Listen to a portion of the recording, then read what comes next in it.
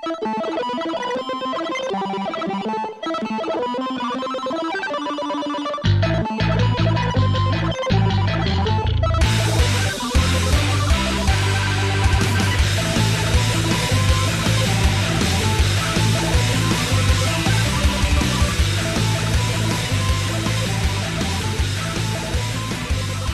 and welcome to another episode of the Rollin' 20s. We are the show that just looks sexier in the rain.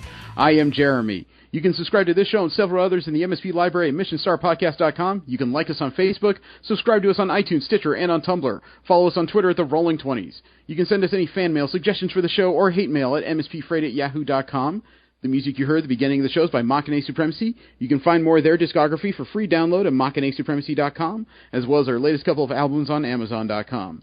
I'm sitting here one late evening by my lonesome, editing panels, editing podcasts, trying to work hard on a couple of end-of-year projects, but primarily I'm working on the panels from Great American Comic-Con this past December 3rd and 4th at the Cashman Center in Las Vegas, hosted by Celestial Comics. What a show it was, because I got to meet so many of my childhood heroes growing up, including this man.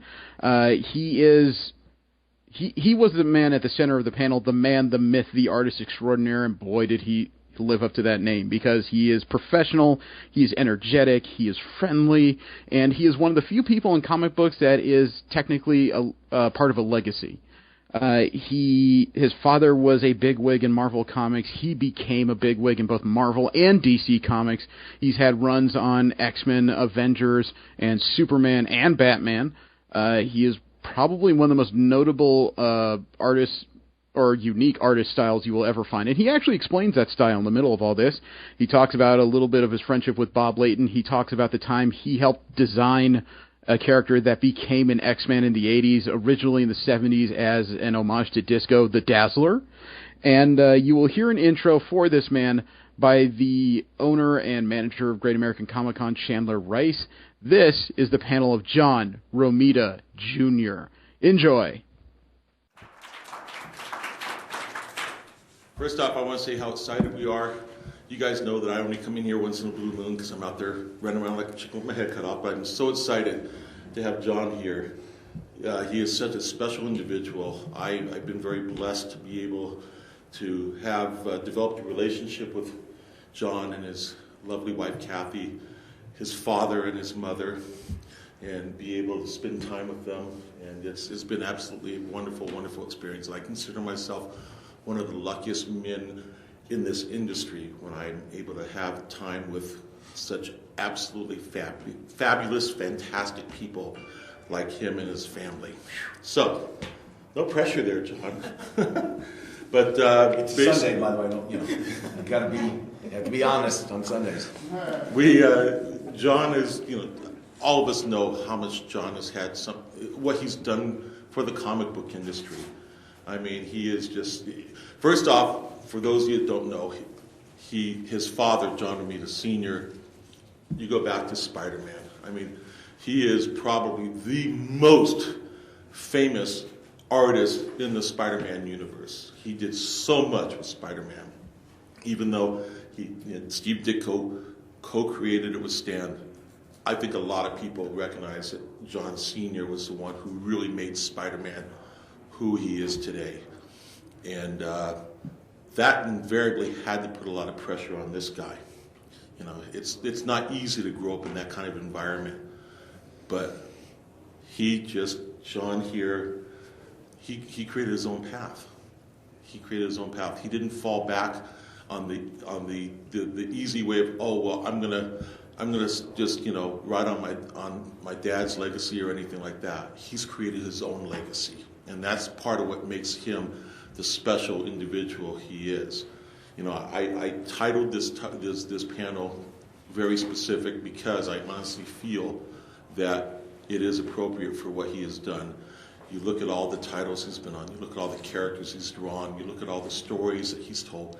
John is absolutely considered one of the very best storytellers in the industry. And people don't understand for it. You're thinking an artist just draws pictures. An artist does more than draw pictures. An artist basically is telling the story through the pictures. He's taking what the writer has as a concept, and what he's doing is he's molding it and he's putting it into a way that you, the fan, can actually look at that, and you could almost take the words out and it's still going to move the story along and you're going to understand it perfectly. That's why he is one of the very best storytellers in the industry. And he's been able to do that, whether it's Spider-Man, whether it was Thor, whether it was Iron Man. I mean, you name all the characters he's been involved with. Then, of course, he has his own creator-owned stuff where you look at... How many of you heard of Kick-Ass? How many of you saw the movie?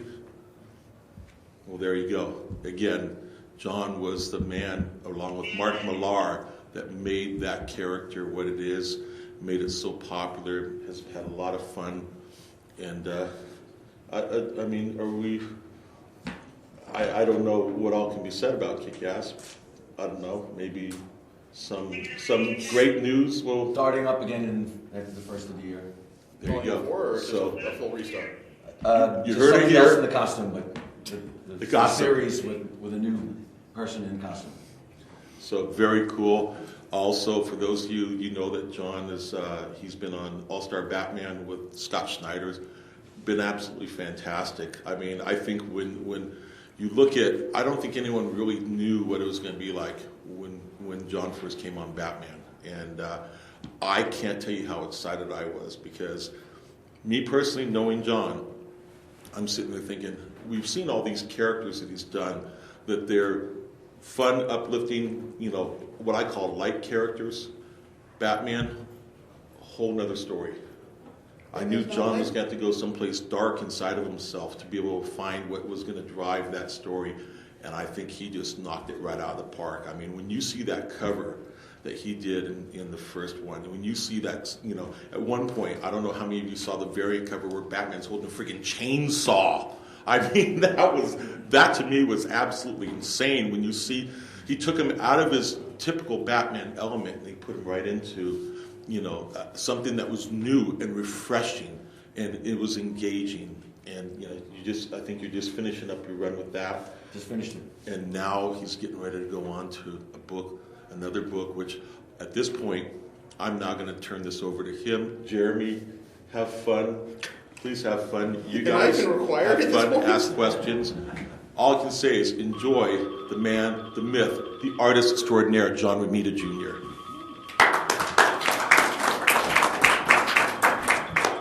Is there anything else I can say after this?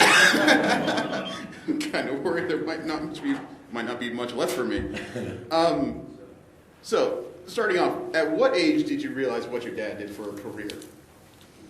I was 8. 8 years old when you realized he was doing comic books. Before that age, he was doing romance comic books. Okay. And I didn't pay much attention. At 8, he was working on, he had already done a couple of things, but I saw him doing Daredevil number 12 in the middle of the night. I couldn't sleep because there were monsters under my bed, and I was not going to sleep in that bed anymore. So I went running up to the attic to get protection from Dad. And the monsters went away. It was great. Okay. He was working on Daredevil number 12. And that was how it started, got the conversation going. And he told me he was a superhero, and he explained to me that you've seen Superman in the barbershop, and I had always a Superman book in the barbershop. Always had no cover on it. It was always ripped off. And Metal Men, he says, those are superheroes. This is Daredevil, and he's blind. What? Then he explained the whole thing to me, and I was locked in right there. Then I realized what he was doing was something that it was fun, because every day after that I was up there sitting at his feet, drawing on something. So how long did it take from when you realized what your dad was doing to when you thought, this is what I want to do too? When I didn't get drafted by the Yankees.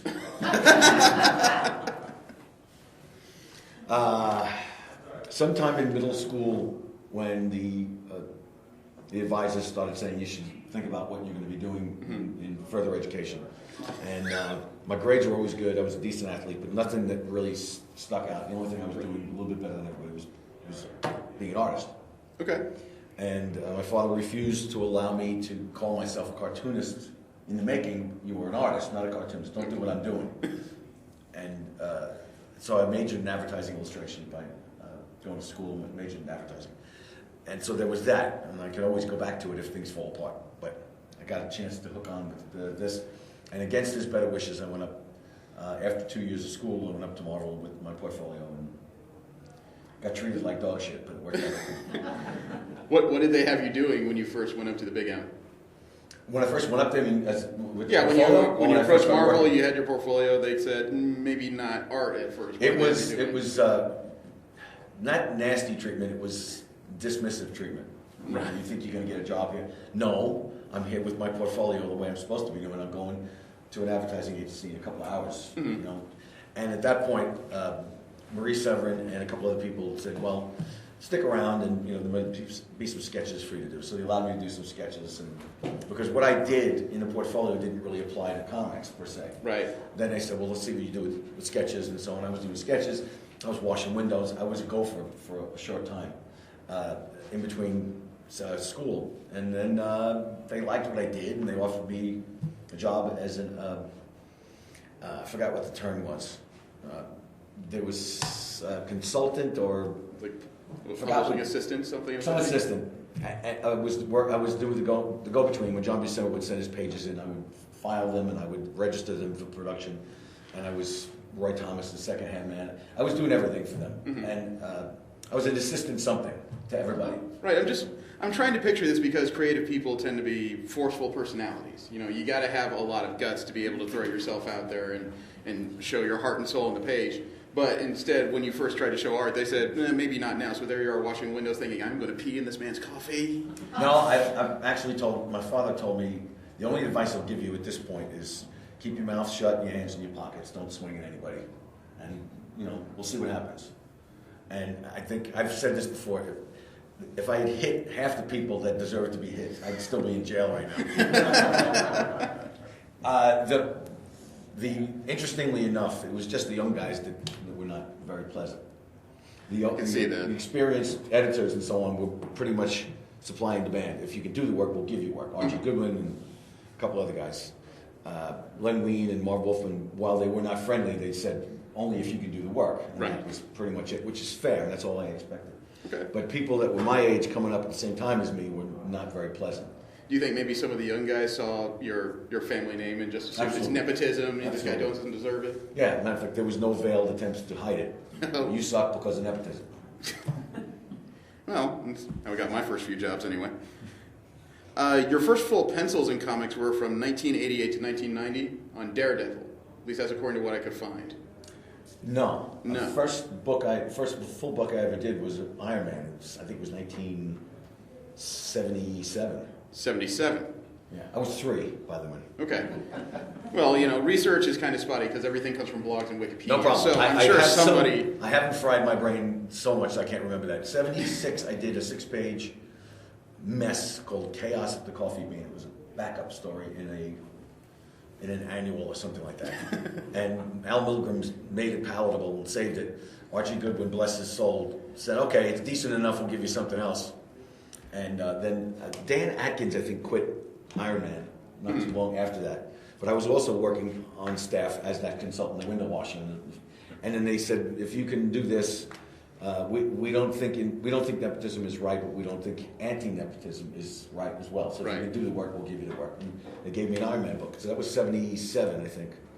Okay. And I worked on Iron Man for a couple of years, then Spider-Man, and then the X-Men. Okay, then I have to ask, your work on Iron Man, is this how you first crossed paths with Bob Layton?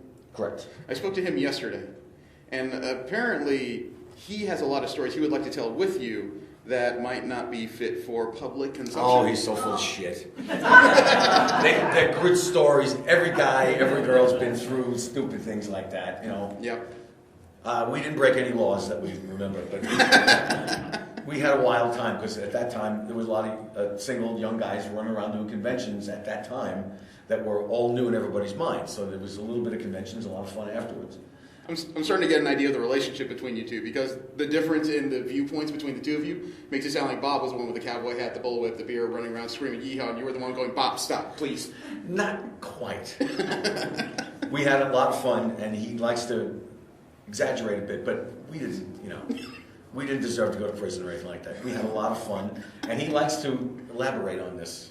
And he and Jim Shooter tell stories that I remember the stories, I don't remember them that way. So they get extrapolated into Legends? Oh, we should have Roman togas on, and but I didn't have a social life in comics per se. I had a whole bunch of guys that I used to go home to in Queens, and we would hang out together. And there would be parties and things at conventions, and I would go and I'd hang out, but I didn't know a lot of these people very well. And some of them would during the day would smash me verbally, and then at night they'd want to have a couple of drinks with me, and I just blow it out your ass. Yeah. And I got along great with everybody in the comics. Bob and I got to be good friends because Bob was pretty much the same way, had his own personal life. So I went home and hung out with my friends, but things started to develop in comics where I got to know a bunch of people. And it coincided with me getting better as an artist and people respecting me more and so on. Some stories are great, some stories are just, everybody's been through this. Alcohol. Just to make sure I looked up the right information, did you do the pencils on the Dazzler series? Yes. See, I am a Do long-term... we need to discuss this? See, this is one of those stories we want to talk about. I'm not here to... Forget about Sidney Timpanelli at the nightclub that day. Let's not talk about the Dazzler. I'm a long-term X-Men fan. X-Men is the first book that spoke to me as a child. Became a good character in the X-Men. Chris Claremont, I forgot who drew it in the X-Men the first time. I don't remember who entered it in the book. I know she was just before the Silvestri run, or during it, and then into the Lee run is when everything kind of got muddled. It became a real good character. It started off as a goofy idea, but at the time it wasn't so goofy. Right. And like I said, I'm not here to make fun of it because it makes me curious that you had to help create a character based on not a concept but a genre. Mm-hmm. It's more or less a blank slate. So, I mean, how hard is it to create a character that was firmly entrenched in disco? I mean, at the time, it was at the edge of pop culture, but... It was easy because they asked me to come up with a character based on a personal experience. And they said, draw something that you see all the time whenever you go. Mm-hmm. And I drew Grace Jones in a costume. It wasn't the character that you see. Right. It all happened. I drew Grace Jones with the very short hair. She was always shaving her head. Right. She was a stunning woman, and she was at clubs all the time. She used to go around clubs. She was Kim Kardashian before Kim Kardashian was Kim Kardashian. That kind of thing. Okay, that's news to me. She was always running around Studio 54, all the other clubs, and she was always dressed in something extremely tight and revealing, stunning. So I had her as the base. I used her as the basis for the character. But not unfortunately, at the time. Bo Derek had done 10, and she was an international character. So the head of the studio, supposedly was going to make a film about this, decided, let's go with the blonde-haired, blue-eyed Bo Derek. I didn't care for it, but I had no say in it. Right. But I still have the model sheet of Grace Jones. If I ever when I see Grace, we're going to talk. And when you started doing full pencils, how much creative influence did you have over things? That's when things started to turn towards my extended input into things. When I started, I was doing breakdowns. When I got the chance to do Spider-Man, I was with a strong... I did Iron Man. I worked with a strong writer in Michelini, and Bob is a strong inker and an artist. And then when I went to Spider-Man, I had a little bit more input. But again, Spider-Man is their main character. And right. I was following great artists, so I was following along with tight scripts. When I got in the X-Men, I was working with Chris Claremont that would give me a tome for every plot. And I was being led along by the nose. I was doing it, the pay was there, I was paying the mortgage, that's all that mattered. Mm-hmm. Then butted heads over a couple of things and got off of X-Men because of a couple of dopey ideas. One was Starbrand. Oh. There's a watershed moment in comics history, huh? Not my greatest strategic move. You guys here know the new universe? Oh yeah. Yeah, we don't. It's like there we go. We have Dazzler and we have Starbrand. You know? Well, that's in there with Hobgoblin and Typhoid Mary. So. Yeah, but the timing was the choice was bad. I should not have done it. But Jim Shooter was insistent that Starbrand was going to be Marvel's Superman. Mm-hmm. All right, sounded good to me. Anyway, I got off the X-Men, and when I found out that Starbrand was not what it was supposed to be, they wouldn't let me back on X-Men or anything to do with the X-Men because there were other artists that were filling in. Suddenly Jim Lee was what he was supposed to be and so on. Mm-hmm. Will Sportaccio, etc. And I was ready to leave. I was going to go into advertising. I was done. Not because of the business itself. Right. Personalities. Again, I was fed up with personalities. Right. And I know why things happened. And I wasn't going to complain to anybody. I wasn't going to go to my father and say, you know what, these guys are mistreating me. I just said, I'm done. I'm ready to go. And I had interviews at advertising agencies. I was ready to go. And Ralph Macchio, the editor of Daredevil, said, no, I want you to consider doing Daredevil. Mm-hmm. I've seen you do Daredevil. You've done it before. You'd have input on the plotting and full pencils and get you any anchor you want. We think you're good enough. And that was a turning point, because soon after that I got a chance to work with Frank on Man Without Fear. Mm-hmm. But Al Williamson was available to ink. And I said, yeah, ask Al Williamson. I was joking. It's like, ask if I could have lunch with Muhammad Ali. And Al Williamson said, yeah, I'd love to do his work. I'd love to do it. And that was when things started to develop. And I was able to do full pencils. I was telling the story. I was given plots. I was able to do whatever I wanted on it. Mm-hmm. And while the book was not a great financial success per se, as a single second-tier character, X-Men and Spider-Man were selling insane 500,000 books a month, some of these books. Yeah, but Daredevil was selling 150,000, which was at the time menial. Mm-hmm. So it was hovering around cancellation numbers. Interesting, 150 is cancellation numbers. Right now it's a success. Well, it has a multimedia monster behind it. Yeah. Not to mention the power of the mouse. There you go. And that run pretty much turned out to be essential to the life of Daredevil, because as you said, he was hovering well around cancellation territory or also starring roles. And your work and Miller's writing helped turn the character into something different. Again, I followed Frank Miller on Daredevil. Right. Followed Romita Sr. on Spider-Man. I followed John Byrne on X-Men. Let's see who else. What other death book I worked on? I think that's what was on purpose. Let's see what happens to him if he follows this guy. Follow Jim Lee. I had this bad habit of doing that, but I fooled a lot of people. Can't you say you led the way? No, I just... Oh. I call it success by attrition. If you live long enough, everybody falls by the wayside dying. You live through it long enough, you become successful. Well, you were there during a pretty notorious issue for Amazing Spider-Man, number 36.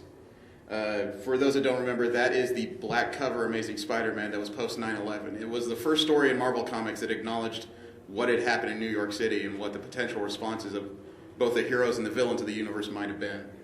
I mean, what kind of mood is in the office when you got to take a real-life tragedy and somehow turn it into something meaningful on a page? Immediately I said, no, I'm not doing this. This is stupid. Because I didn't think of it as an homage to heroes. Right. It wasn't that thought. The first thing I thought was they're trying to capitalize on this horrible event. Mm-hmm. And I was talking to my wife, talking to my father, and everybody thought this is silly to try to capitalize on this. So let's pass on this. I don't want to do it. But I was doing Spider-Man at the time. And Straczynski was struggling with it as well. I don't know if he came up with the idea or if they told him, you need to do it. You need to address Spider-Man is New York City and you need to address it. And he said, I can't, there's no words. And he said, I hear the story anecdotally, is that when he spoke those words, that gave him the impetus to start that script. The first line is, there are no words. Mm-hmm. And then it's the Spider-Man standing on top of a building, having seen the whole pile. And it went from there. And when I read what he had in mind, I said, okay, this is different than what I expected. I want to do this. And it was not a lot of fun doing it, because as scenes changed, as hours went by and images changed at the pile, I was getting photographs from newspapers and magazines and putting them up in front of me, because every couple of hours there was something else being found. Right. Another wall would collapse, something else. It was awful. So I had to keep up with things because we were trying to make it as topical and as accurate as possible. And it was torturous because it applied directly to the story. There were only words. And the frustration of not being able to do anything, I couldn't go down. My friends were firemen, firefighters, policemen, and sanitation workers. They were down at the pit. Mm-hmm. And I said, I got to come down there with you guys. You got to let me know. You can't. And those guys are all heroes to me. But it was frustrating. So I'm thinking, at least I'm doing something that can maybe help in some way. Yeah. And it felt kind of silly.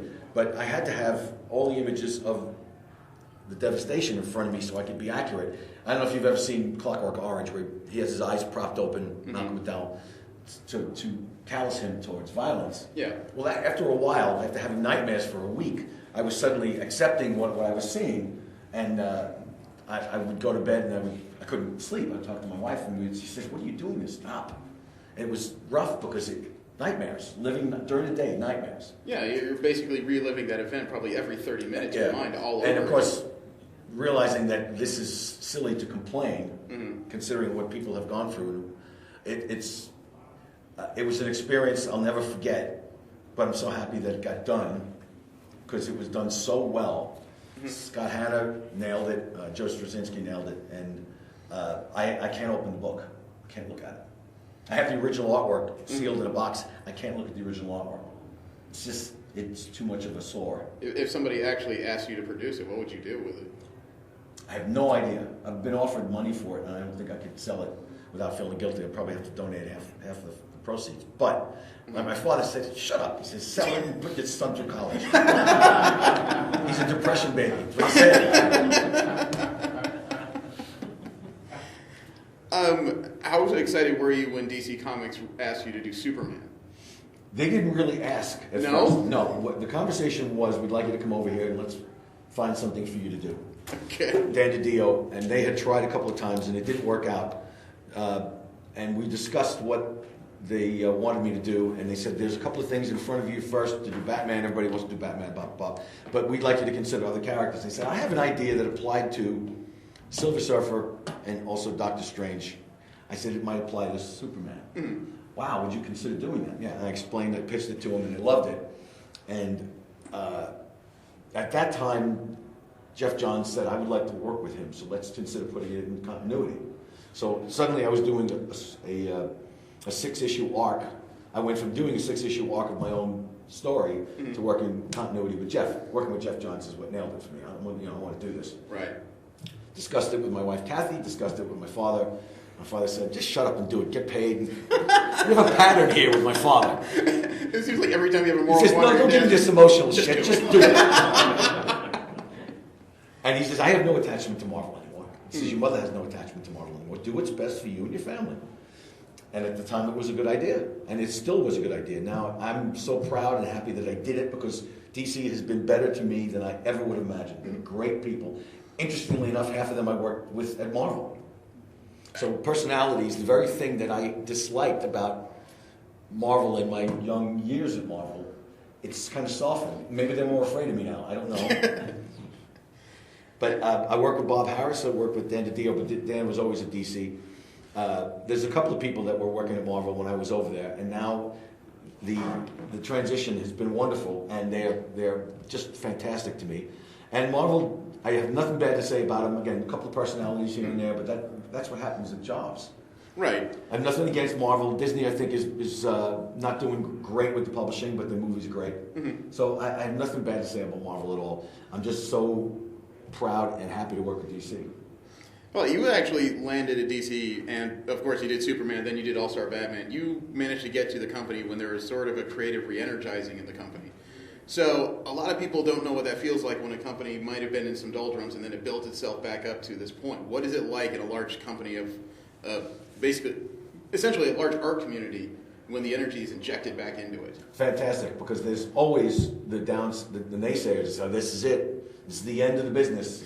And then DC will do something. And again, an eye-rolling decision, according to some readers, with Rebirth. Are you relaunching again? Oh my God. And it ends up being a brilliant idea. Because while you coined the phrase Rebirth, you still have to come up with quality product. Right. And they did. Yes. And we got guys like Jim Lee who's still producing work. And that's fantastic. And there's great talent at DC. And they came up with good ideas, and the writers are coming up with great ideas, and you can't argue with that. You can call it anything you want, as long as the product has good stories and art behind it. And the publishing, which everybody is cynically saying, publishing isn't what it is anymore because the movies is all they need. And while they're right, DC doubled down on their publishing and Marvel has not. Marvel is doing the politically correct thing and forcing their politics, I should say Disney probably, forcing their politics on readers. And I'm talking to 15-year-olds saying, why are they doing this? This is so stupid. Come up with a new character. Don't put this character into the Iron Man costume. Give me a new character. Why are you making Thor a female when there's already a character like Sif that's a great female character? So if they come up with a transgender character, I'm just gonna throw my hands up in the air, which they probably are just about to do that. I wouldn't be surprised. But DC is sticking to their guns, and they stuck to the quality that they know how, and their publishing is fantastic right now. I won't argue. I'm a Marvelite. I've always had trouble following DC books because the tone doesn't quite mesh up here for me. But the Rebirth books, I've actually been reading, like Detective Comics, Aquaman. I've been waiting for a Batwoman book to come back out, and I'm not even a fan of the Bat family. And they're amazing stuff that's been put out recently. It's been enough to rip market share away from Marvel for the last 2 months. That's the truth. Yeah. And it's enjoyable. You can argue fairly that the one set of characters is better than the other. That's a separate argument. But if you put a good writer on the Squid, and you put a good premise behind it, you will have sales. So you have to have a good quality product. And I think that's what DC is doing. No, I know that's what DC is doing right now. I've often wondered if it's about how people relate to things. I've enjoyed Marvel because Marvel seems to make them as people before superheroes. DC tends to make them as superheroes before people. And it depends on your preferences. You know, I'm not going to sit here and slam anybody's preferences because I know what I like and people won't like that. That's fine. As long as I'm enjoying myself, it's okay. I mean, how many people prefer DC over Marvel? I was about to say, there has to be more than that.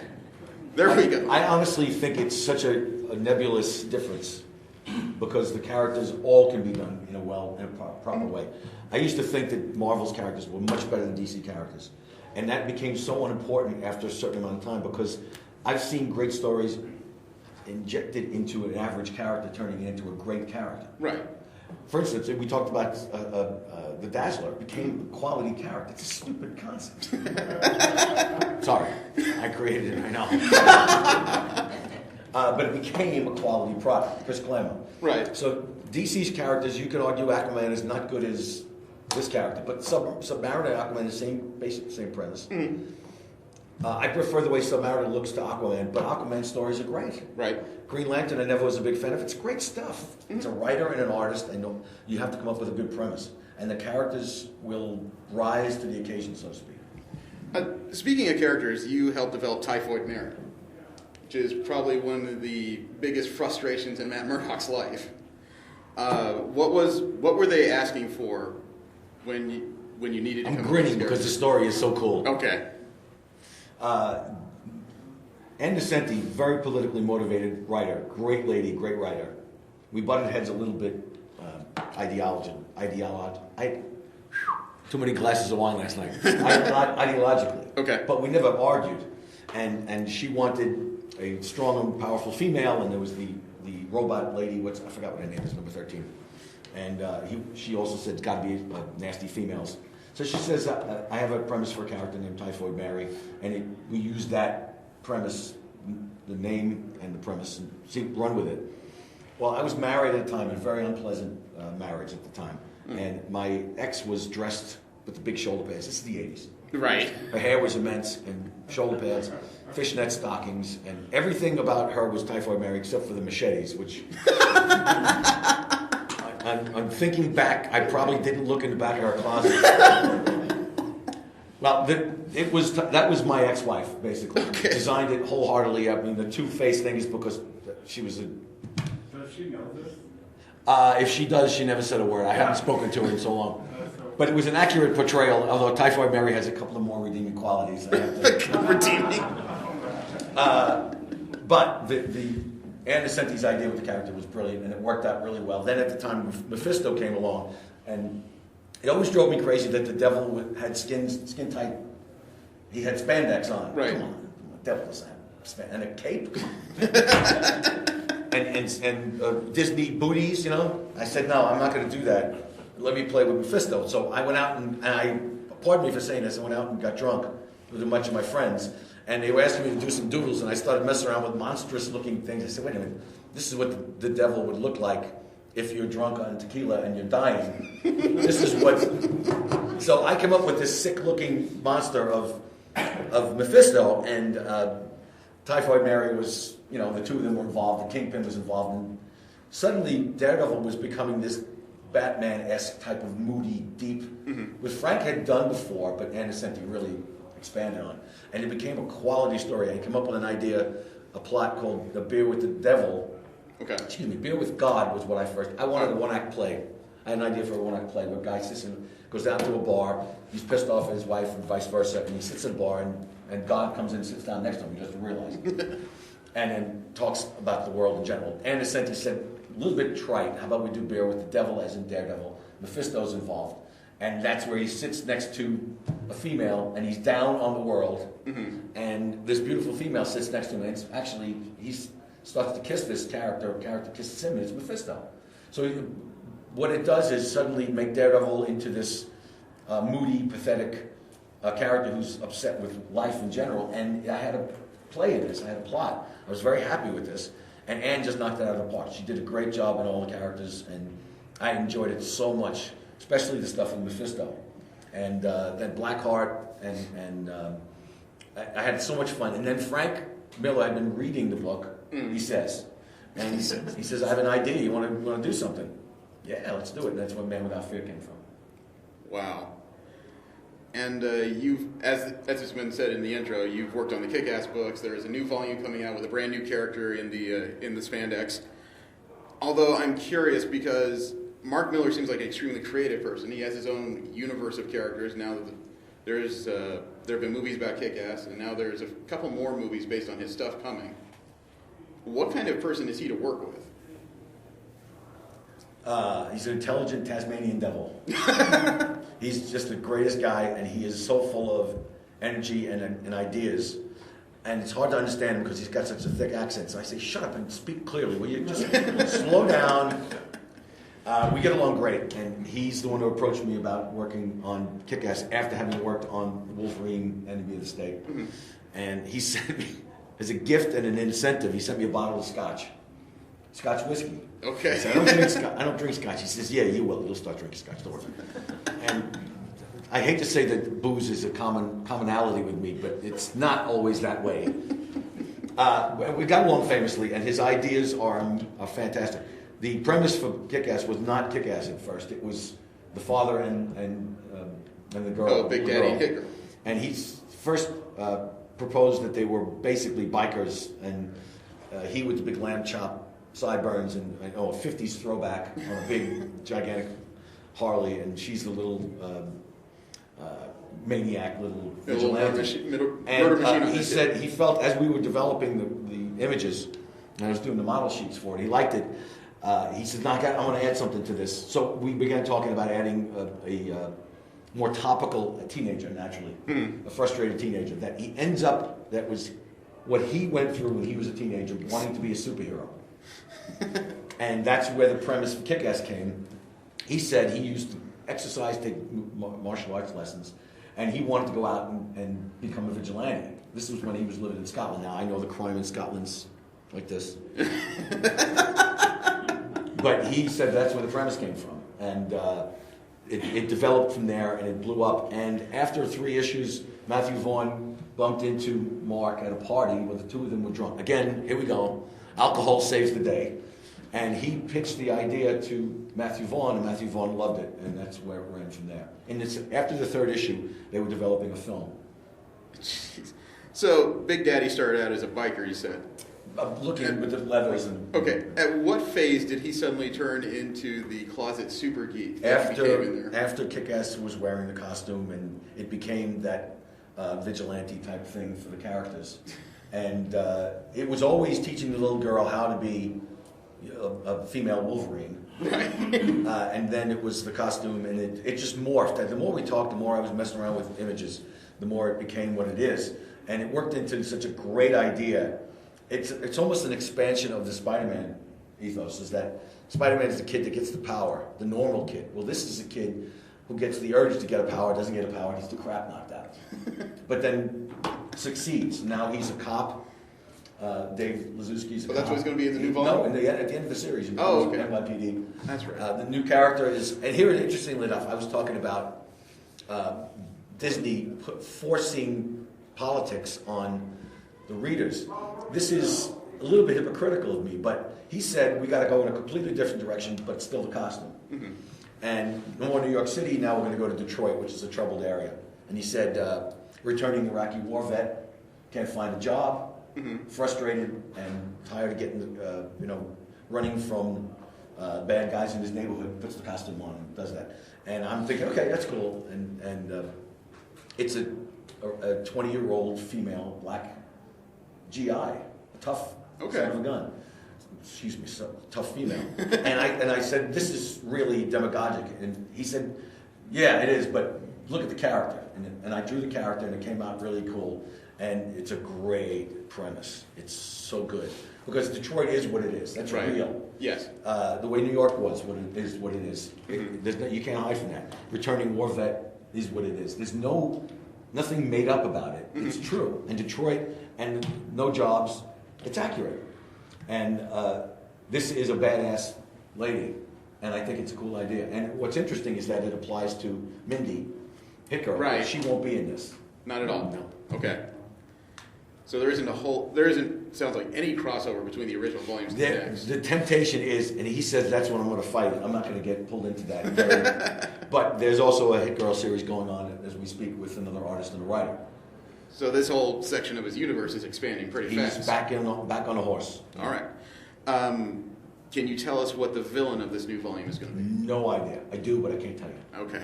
Fair enough. I'm not looking to get anybody But hurt. remember, we did the typical Goomba mafiosos Right. in the first one, and I remember not getting any comments from Italian people. But every time there was a Spanish or a black kid that was a thug, we got blowback. Mark Miller was called a racist. Really? I said, wait a minute, the bad guys are these Italian guys. Where's all the Italian people complaining about it? And they were the murderous animals that were killing everybody. It's all right. It's okay. You're Italian. It's okay. So we do know who the bad guy is in this. Right. And you can't go along with the temptation to make it some corporate guy or a government guy who suddenly is a bad guy in the you can't follow those temptations. That's done a million times from Sunday. We're coming up with some ideas that are going to be very interesting, and he's working on the first script right now. Okay. I want to ask about movies, but I'm sure that companies will wait until they see some of the product first. Yeah, I would say. Yeah. All right. Does anybody have any questions for Mr. Romita? Yes, sir. Back in the day when the image thing happened, what was your thoughts on that? Or was there a temptation for you to say, hey, this is even easier than what I'm doing now.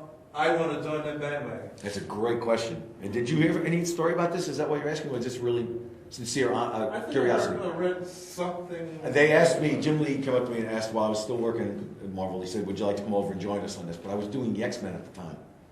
And it was a successful book, and I said, I can't pass it up. He says, I know the feeling, but you might want to do this.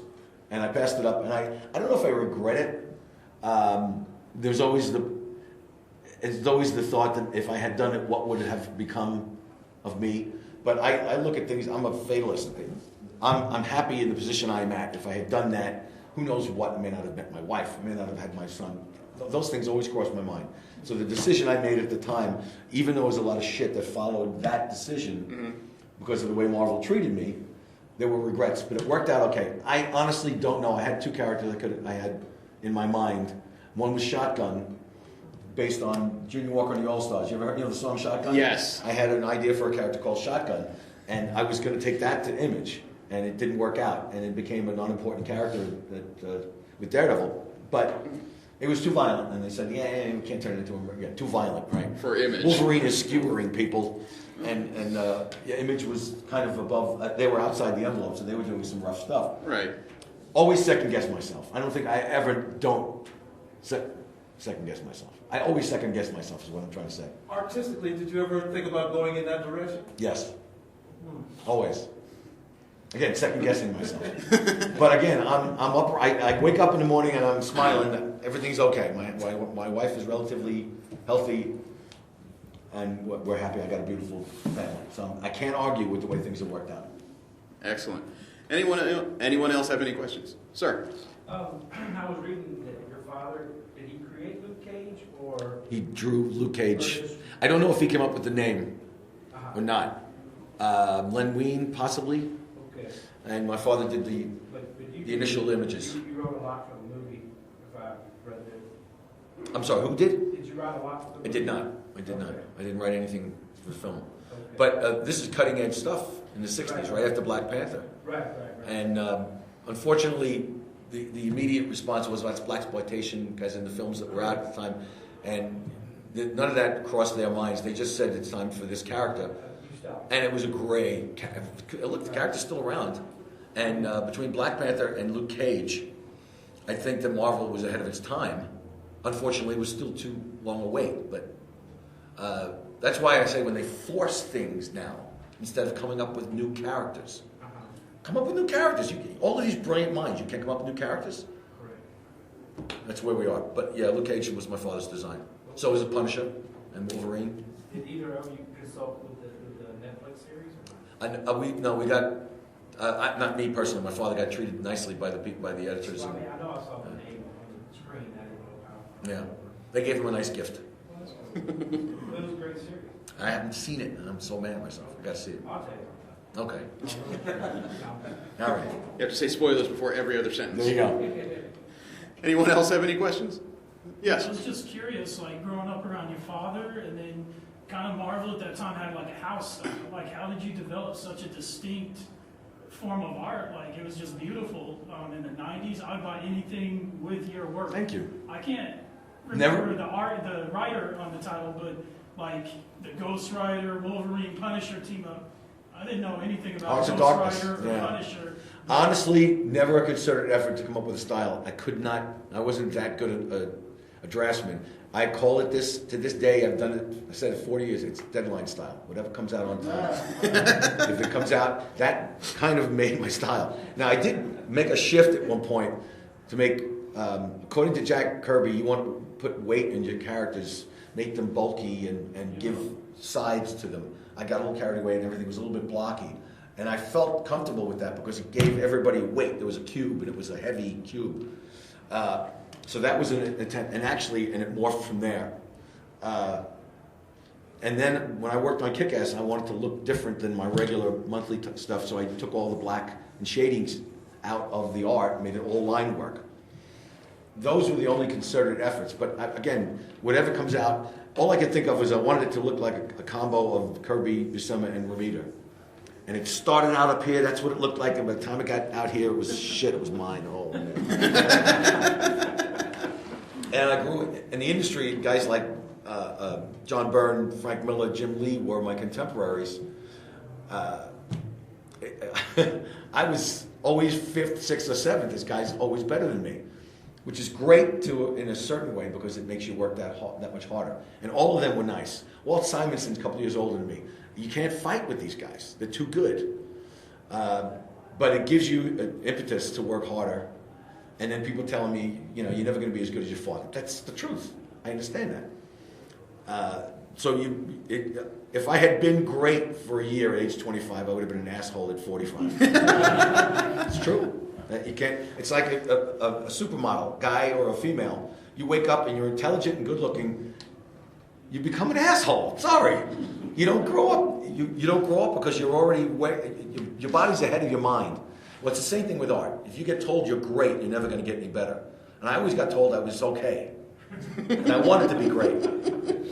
It's the truth. I can't put it. It might sound like a cliche, but it's the truth. There's always a bar that's higher than what I am doing.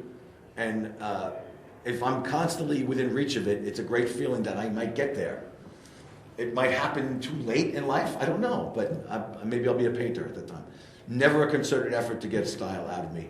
It always just worked out the way it was. And now it just comes out unconsciously. In that vein, the internet allows people with their passing nasty thoughts, if they don't like your work, to just drop it off right at your doorstep. Yeah. I mean, it's always my doorstep, too. So for anybody who might be considering a career in art, how do you take those comments and either, ignore them, set them aside? How do you deal with that?